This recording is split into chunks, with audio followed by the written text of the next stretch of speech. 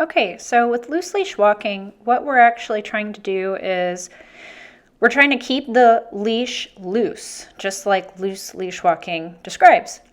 Whenever they start to pull, whether it's backwards or forwards, more so when it's forwards actually, we're just becoming a statue, just like this, and we're waiting for them just to turn their head, even the slightest little bit, because a dog's field of vision is a lot wider than ours. Their periphery is much more than ours.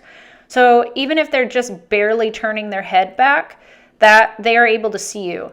So you want to praise that and reward it, because that's how they kind of start to learn the game. This is when you're introducing it, when they're kind of new to it. So this dog here already has been introduced to loose leash walking, but she's still learning.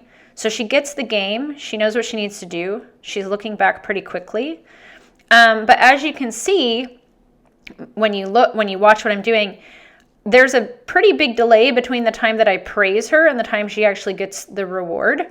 If a dog knows that the praise, the marker word, like good dog, good, yes, good boy, good girl, or a click, means that they're going to get a treat, then they will generally come back on their own, and that's what you want. If they don't know that yet, then you need to kind of coax them back to you, because what you don't want is you going to them. They need to come back to you. Right here, she is not coming back because there are distractions. There are a few people walking down the street, and there's a dog. And so normally I would say wait for those distractions to pass and let her figure out that she needs to come back to you.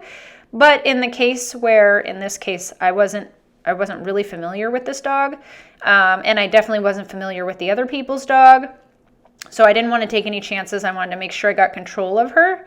So I just kind of gradually reined her in and then lured her with a treat and praised her when she came back. And that's what we want.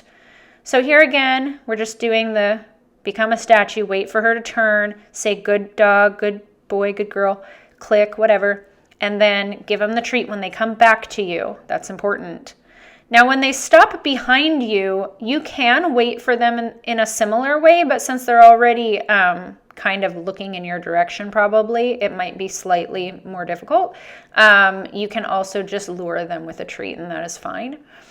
Ultimately, yes, you want the same thought process to be going through the dog's head, that they know that you, being in your orbit, is rewarding, and that you are the most rewarding thing.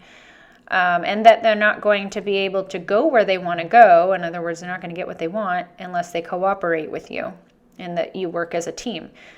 So here, this is kind of what it would look like after several months of working with your dog. So at this point, what you're actually praising is the dog looking at you. So whenever the dog looks at you, you praise. And that's how you get them walking next to your side, as opposed to going up in front of you all the time and trying to pull you down the street.